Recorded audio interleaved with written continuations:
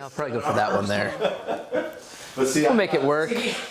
I'm not as well healed. That's that trained eye. So you're looking down going, boom, boom, boom. Yeah, so it's the Clark County Law Enforcement Officer Blood Draw Program. The way it came about was right now for people that are under arrest for DUI, whether alcohol or drugs, one of the options is obtaining blood through a search warrant. And right now we're using American Medical Response as well as the hospitals. And it kind of attacks everyone else's service.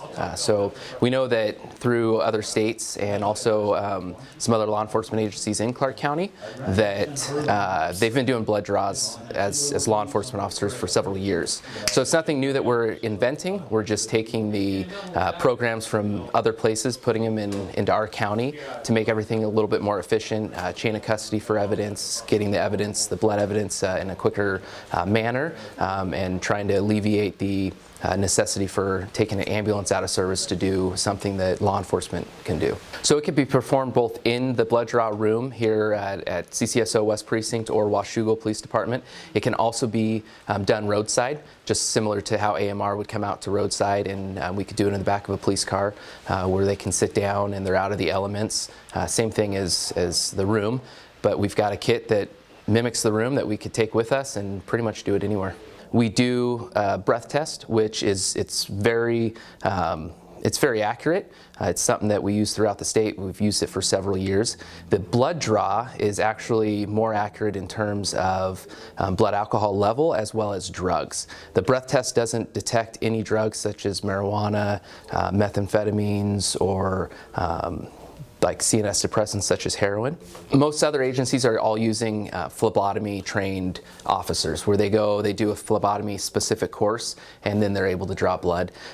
The way we've implemented it, we kind of went backwards. We have medically trained deputies here at the Sheriff's Office. Washougal also has medically trained officers. So what we did was we've taken the EMTs and paramedics within our agency that are already trained in drawing blood and don't need to go to phlebotomy school, and we're implementing it into the program. And then at a later time we'll start training deputies from square one to do phlebotomy. Using already medically trained personnel is awesome because we can detect if there's a medical emergency going on.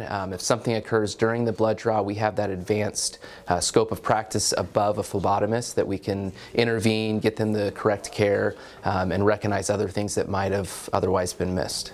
So the this program started in Lakewood, which is up in Pierce County, Lakewood Police Department.